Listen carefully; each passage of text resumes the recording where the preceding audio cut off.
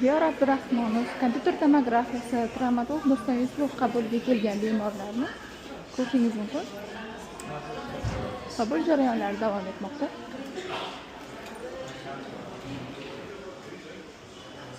Ish jarayoni.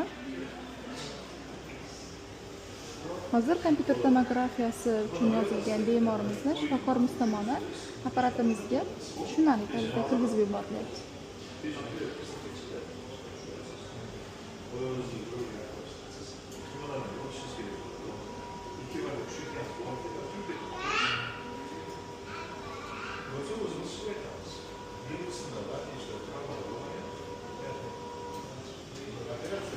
Doktor ishlariga omad tilaymiz. Klinikamizdagi barcha jarayonlar jonli ravishda olingan.